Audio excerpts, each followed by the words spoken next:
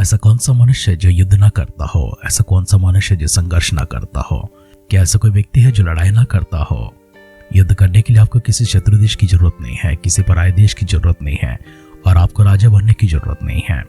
युद्ध मनुष्य अपने शत्रुओं से करता है, अपने विरोधियों से करता है, अपनी विचारधारा से विरोध जाने वाले लोगों से वो मनुष्य युद्ध करता है, संघर्ष करता है। वह मनुष्य अपने परिवार के विरोध में भी संघर्ष करता है। हर एक मनुष्य अपने आप के विरोध में, अपनी हालतों के विरोध में संघर्ष करता है, लड़ाई करता है। शत्रु को देखते युद्ध के लिए सिद्ध हो जाते हैं, ये बहुत अच्छी बात है। लेकिन सिर्फ शत्रु को देखकर युद्ध के लिए नहीं जाना है। शत्रु की कमजोरी क्या है, उसकी बल क्या है, उसकी सामर्थ्य क्या है, उसकी कैसी कौशल है, कैसी प्रतिभा है, किस पे वो वीरता को दिखाता है, उसकी साहस कितनी है, उसकी धैर्य कितनी है, इन सबों को देखना है और उसके बाद ही उसके विरोध में युद्ध करने के लिए जाना है। अपनी हालतों को जब इस प्रकार से देखते हो, जांच करो, परखा करो। अपनी परिस्थितियों को इस प्रकार से जब देखते हो, उन्हें जांचा कीजिए, उन्हें परखा कीजिए और उनको देखा कीजिए। उनमें सामर्थ्य कैसी है, उनमें कमजोरी कैसी है, उनमें किसके विरुद्ध में लड़ना है, किसके विरुद्ध में समझौता करना है, किन हथियारों का उपयोग करना है, कैसे समय पर लड़ना है, इन सबको हमें तय करना होता है। अपने दैनिक जीवन में मनुष्य हर प्रकार के युद्ध करने लगता है, हर प्रकार से संघर्ष करने लगता है। हमारे वचन को आगे बढ़ाते समय, इस्राएलियों की यात्रा में आगे चलते समय, इस्राएली यहोशू के साथ में चलते चलते आज वहां पर युद्ध करने चले जाते हैं। युद्ध करते समय कैसे कौशल को उन्होंने दिखाया, कैसे चाल को उन्होंने दिखाया, कैसे चतुराई को उन्होंने दिखाया और कैसे प्रतिभा को उन्होंने दिखाया है, और इन सबसे बढ़कर परमेश्वर के अनुग्रह उनके साथ में कैसे थे। ये सारी बातें गौर करते जाएंगे, लेकिन आइए उससे पहले अपने आप को परमेश्वर के हाथ में समर्पण करते हुए, अपने आप को दीन और नम्र करते हुए, परमेश्वर की सामर्थ पाने के लिए, उनकी शक्ति पाने के लिए, उनके अभिषेक और अगुवाई को प्राप्त करने के लिए, उनकी हिम्मत के लिए, उनकी साहस के लिए और उनकी उपस्थिति हमारे साथ में होकर परमेश्वर स्वयं हमारे विरुद्ध में हमारी सारी ताकतों को लड़ने के लिए हम अपने आप को खुदा के हाथ में समर्पण करते हुए उनकी मदद के लिए मांगेंगे। आइए हम सब मिलकर अपनी आंखों को बंद करते हैं, अपने सिरों को झुकाते हैं, प्रभु के सामने जाकर एक छोटी सी दुआ करेंगे। हो सकता है प्रभु जी हमें जन्म देने वाले हमारे अपने माता पिता ठुकरा दे, वही भूल जाए, लेकिन आपका वचन कहता है कि माँ भूल सकती है परंतु परमेश्वर नहीं भूल सकते हैं। हाँ, परमेश्वर अपने निरंतर हमारा साथ रहते हैं, हमारा ख्याल रखते हैं, हमारी चिंता करते हैं और हमारी मदद को भी हमारे पास पहुंचाते हैं। शुक्र अदा करते हैं, आदर सम्मान महिमा गौरव प्रभु जी आपको देते हैं। आज का सुंदर से समय परमेश्वर आपने जो हमारे जीवन में दी है उसके लिए शुक्र अदा करते हैं। आदर सम्मान के साथ में प्रभु जी एक और बार परमेश्वर आपके सारे उपकारों को स्मरण करते हुए दुहाई देते हैं, आपके पास न करते हैं, आराधना आपकी करते हैं, महिमा आपको देते हैं। परमेश्वर आगे के समय अपने वचन के माध्यम से हमसे बातें कीजिए। पवित्र आत्मा की बड़ी सामर्थ हमारे ऊपर लेकर आइए, अभिषेक हमारे ऊपर लेकर आइए, आत्मा की भरपूरी में हम चल पाए। परमेश्वर अद्भुत कार्य हमारे बीच में करने के लिए दुआ करता है। सारे परिजनों को छूकर परमेश्वर अपनी सामर्थ से, शक्ति से, अनुग्रह से भरने के लिए, वचन सुनने के लिए परमेश्वर हम सब लोग सिद्ध हैं और आप भी परमेश्वर हमसे बातें करने के लिए सिद्ध हैं।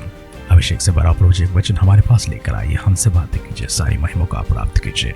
दुआ को सुनकर परमेश्वर अपने देवताओं के लिए धन्यवाद करते हुए हमारे उद्धार करता हमारे प्रभु यीशु मसीह के नाम से इस प्रार्थना को मांगते हैं, सुनर कबूल कर पिता, आमेन, आमेन, आमेन।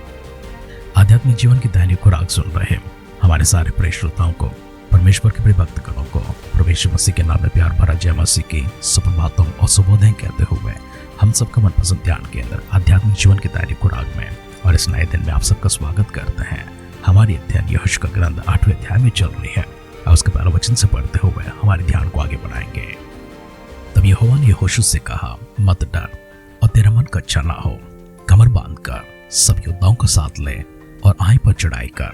सुन, मैंने आई के राजा को, उसकी प्रजा और उसके नगर और देश समेत तेरे वश में किया है, और जैसे तूने यरीहो और उसके राजा से किया वैसे ही आई और उसके राजा के साथ भी करना। केवल तुम पशुओं समेत उसकी लूट तो अपने लिए ले सकोगे, इसलिए उस नगर के पीछे की ओर अपने पुरुष घात में लगा दो। सो यहोशू ने सब योद्धाओं समेत आई पर चढ़ाई करने की तैयारी की, और यहोशू ने 30,000 पुरुषों को जो शूरवीर थे चुनकर राती को आज्ञा देकर भेजा और उनको यह आज्ञा दी कि सुनो, तुम उस नगर के पीछे की ओर से घात लगाए बैठे रहना, नगर से तुम बहुत दूर न जाना और सबके सब तैयार रहना, और मैं अपने सब साथियों समेत उस नगर के निकट जाऊंगा, और जब वे पहले की नाई हमारा सामना करने को निकले तब हम उनके आगे से भागेंगे। तो वे ये सोचकर कि वे पहले की भांति हमारे सामने से भाग जाते हैं, हमारा पीछा करेंगे, इस प्रकार हम उनके सामने से भागकर उन्हें नगर से दूर निकाल ले जाएंगे। तब तक घात में से उठकर नगर को अपना कर लेना, क्योंकि तुम्हारा परमेश्वर यहोवा उसको तुम्हारे हाथ में कर देगा, और जब नगर को ले लो तब उसमें आग लगाकर फूंक देना। यहोवा की आज्ञा के अनुसार ही काम करना। सुनो, मैंने तुम्हें आज्ञा दी है। तब यहोशू ने उनको भेज दिया और वे घात में बैठने के लिए चले गए और बेतेल और आई के मध्य में और आई के पश्चिम की ओर बैठे रहे। परंतु यहोशू उस रात को लोगों के बीच में टिका रहा। बिहान को यहोशू सवेरे उठा और लोगों की गिनती लेकर इस्राएली वृद्ध लोगों के समेत आगे आगे आई की ओर चला, और उसके संग ये सब योद्धा चढ़ गए और आई नगर के निकट पहुंचकर उसके सामने उत्तर की ओर डेरे डाल लिए, और उनके और आई के बीच में एक तराई थी। तब उसने कोई 5000 पुरुष चुनकर बेतेल और आई के मध्य से नगर की पश्चिम की ओर उनको घात में बैठा दिया। और जब लोगों ने नगर की उत्तर की ओर सारी सेना को और उसकी पश्चिम की ओर घात में बैठे हुए को ठिकाने पर कर दिया, तब यहोशू उसी रात तराई के बीच में गया। जब आई के राजा ने यह देखा तब वे फुर्ती करके सवेरे उठे, और राजा अपनी सारी प्रजा को लेकर इस्राएल के सामने उनसे लड़ने के लिए निकलकर ठहरे हुए स्थान पर जो अराबा के सामने है पहुंचा, और वह नहीं जानता था कि नगर की पिछली ओर लोग हाथ लगाए बैठे हुए हैं। तब यहोशू और सब इस्राएली उनसे मानो हार मानकर जंगल का मार्ग लेकर भाग निकले। तब नगर के सब लोग इस्राएलियों के पीछा करने के लिए पुकार पुकार के बुलाए गए, और वह यहोशू के पीछे करते हुए नगर से दूर निकल गए, और न आई में और न बेतेल में कोई पुरुष रह गया जो इस्राएलियों के पीछे करने को ना गया हो। और उन्होंने नगर को खुला हुआ छोड़कर इस्राएलियों का पीछा किया। तब यहोवा ने यहोशू से कहा, अपना हाथ का बर्छा आई की ओर बढ़ा, क्योंकि मैं उसे तेरे हाथ में दे दूंगा। और यहोशू ने अपने हाथ के बर्छे को नगर की ओर बढ़ाया। उसके हाथ बढ़ते ही जो लोग घात में बैठे हुए थे वे झपट के अपने स्थान से उठे और दौड़कर नगर में प्रवेश किए और उसको ले लिए और झटपट उसमें आग लगा दी। जब आई के पुरुषों ने पीछे की ओर फिरकर दृष्टि की तो क्या देखा कि नगर का धुआं आकाश को उठ रहा है, और उनमें न तो इधर भागने की शक्ति रही न उधर। और जो लोग जंगल की ओर भागे जाते थे वे फिरकर अपने खदेड़ने वालों पर टूट पड़े। जब यहोशू और सब इस्राएलियों ने देखा कि घातियों ने नगर को ले लिया है और उसका धुआं उठ रहा है, तब घूमकर आई के पुरुषों को मारने लगे और उसका सामना करने को दूसरी भी नगर से निकल गए। सब इस्राएली के बीच में पड़ गए। कुछ इस्राएली तो उनके आगे और कुछ इनके पीछे थे। सो उन्होंने उनको यहाँ तक मार डाला कि उनमें से न तो कोई बचने और न भागने पाया। और आई के राजा को वे जीवित पकड़कर यहोशू के पास ले आए। और जब इस्राएली आई के सब निवासियों को मैदान में अर्थात उस जंगल में जहाँ उन्होंने उनका पीछा किया था घात कर चुके, और वे सबके सब तलवार से मारे गए, यहाँ तक कि उनका अंत ही हो गया। तब सब इस्राएलियों ने आई को लौटकर उसे भी तलवार से मारा। और स्त्री पुरुष सब मिलाकर जो उसने मारे गए थे वे 12000 थे। और आई के सब पुरुष इतने ही थे, क्योंकि जब तक यहोशू ने आई के सब निवासियों का सत्यानाश न कर डाला तब तक उसने अपना हाथ जिससे बर्छा बढ़ाया था फिरना की इच्छा।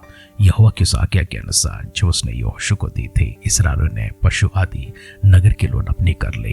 तब यहोशू ने आई को फुकवा दिया और उसे सदा के लिए खंडर कर दिया। वह आज तक उजाड़ पड़ा है।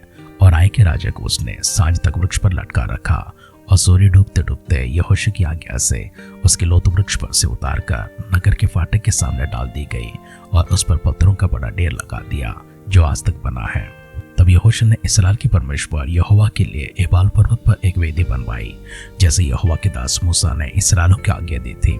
और जैसा मूसा की व्यवस्था की पुस्तक में लिखा है, उसने समुच्चय पत्थरों की एक वेदी बनवाई जिस पर औजार नहीं चलाया गया था, और उस पर उन्होंने यहोवा के लिए होम बलि चढ़ाए और मेले बलि भी।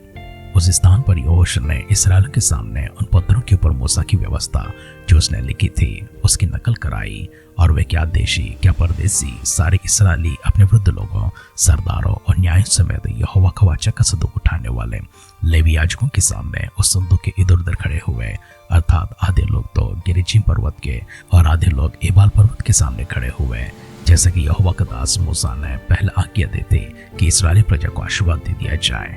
उसके बाद उसने आशीष और शाप की व्यवस्था के सारे वचन जैसे जैसे व्यवस्था की पुस्तक में लिखे हुए हैं वैसे उसे पढ़कर सुना दिए। जितनी बातों की मूसा ने आज्ञा दी थी उनमें से कोई भी ऐसी बात न रह गई जो यहोशू ने इस्राएल की सारी सभा और सारी स्त्रियों और बाल बच्चों और उनके साथ रहने वाले परदेसी लोगों के सामने भी पढ़कर ना सुनाए हो। यहोशू के ग्रंथ के 8वें अध्याय की बातों को हमने पूरी तरह से पढ़कर सुना है। इससे पूर्व अध्याय में हमने देखा है यरीहो की दीवारें गिर जाती हैं और यरीहो के राजा को और उनकी सारी प्रजा को सभी को यहोशू ने किस प्रकार से तलवार से मार दिया था।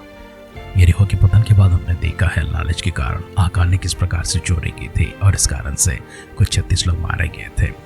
ये सब लोग आई देश के ऊपर चढ़ाई करके गए थे, लेकिन आई के लोगों ने इन फाट को दबा कर मारा था। यहोशू परमेश्वर के पास जाकर उनसे गिड़गिड़ाने लगते हैं, उनके सामने शिकायतें करने लगते हैं। परमेश्वर ने उनसे कहा, इस्राएल ने पाप किया, इसी कारण से पराजित हो गए हैं। पाप के कारण को उन्होंने दूर कर दिया और पाप करने वाला आकार को उन्होंने दूर कर दिया है। हमने देखा उनको उनके सारे परिवार के जनों को, उनकी सारी संपत्ति समेत सभी को पतवाह किया गया है और आग में जला दिया गया है। आई देश का भेद देखने के लिए जिनको यहोशू ने भेजा था, उन्होंने समाचार लेकर आया कुछ हम लोग 3000 लोग जाएंगे और उनको हराकर वापस लौटा जाएंगे, लेकिन 3000 लोग पराजित हो जाते हैं, जिसका कारण हमने देखा है आकान का पाप था। आज यहोशू अपनी सेना को लेकर आई के विरुद्ध में जाते हैं, एक अच्छी सोच के साथ में, एक अच्छी प्रणाली के साथ में जाते हैं। घात में बैठे हुए लोगों को उन्होंने छिपा कर रखा था, शत्रु को उन्होंने चकमा दिया, अपनी ओर आकर्षित किया और उन सबों को घेर कर उन सबों को मार दिया था। आई के देश में कुल मिलाकर पुरुष और स्त्रियों की संख्या 12,000 थी। इन्हीं 12,000 के सामने इसराइल कितना बड़ा देश पहले हार चुका था, आज वो जीत जाती है। परमेश्वर ने यहोशू से कहा है अपनी हाथ की जो बर्छी है उसे उठाए रखा और इसे आई की ओर रखे रखा। जब तक युद्ध समाप्त नहीं हुआ, जब तक सारे आई के लोगों को खत्म नहीं किया, तब तक यहोशू ने अपनी खींची बर्छी को वापस ना चलाया। युद्ध समाप्त होने तक, सभी लोग खत्म होने तक यहोशू अपने हाथ को इस प्रकार से बढ़ाए रखे हैं। परमेश्वर के जन मूसा को भी हमने इस प्रकार से देखा था। मूसा भी पहाड़ के ऊपर अपने हाथों को ऊपर उठाए रखते थे। जितने देर तक मूसा के हाथ ऊपर रहते थे, तब तक इसराइली जीतते थे, वो प्रबल होते थे, शत्रु हार जाया करते थे। और जैसे मूसा के हाथ नीचे उतरने लगते हैं, इसराइली हारने लगते थे।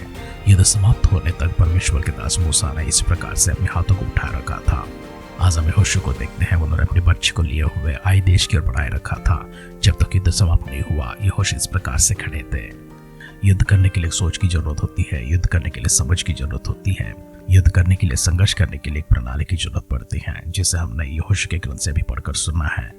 परमेश्वर के प्रिय भक्तगणों, हमारे प्रिय श्रोताओं, आपके जीवन में भी ऐसी कोई समस्या होती होगी, ऐसी कोई हालात होती होगी, ऐसी कोई युद्ध या संघर्ष होती होगी जिसके विरोध में आप लड़ते रहते हैं। उनके बारे में गौर कीजिए, उनके बारे में अध्ययन कीजिए, उनकी कमजोरियों को, उनकी सामर्थ्यों को पहचानिए। किस राह पर जाना है, किस तरह से लड़ना है, किस प्रकार से संघर्ष करना है, कैसे पराजित करना है, इन सारी बातों को ध्यान करते रहिए। परमेश्वर का अगुवाई को प्राप्त करते रहिए। परमेश्वर की दुहाई जब तक आप देते रहेंगे, तब तक विजय आपकी होगी। जब आपकी दुहाई देना बंद हो जाएगा, पराजय आपके पास आएगा। इसलिए अपने जीवन में इस बात को याद रखना, यहोशू की तरह हाथ बढ़ाए रखना, मूसा की तरह हाथ बढ़ाए रखना। परमेश्वर निश्चय विजय आपको प्रदान करेंगे। सर्वशक्तिमान पिता परमेश्वर, हमारे साथ होकर हमारे पक्ष में युद्ध लड़ने वाले हमारे स्वर्गीय खुदावन, हम आभार आपका प्रकट करते हैं इस सबक के लिए। हम शुक्रिया प्रभु आपको करते हैं परमेश्वर, आप हमारे साथ देने के लिए।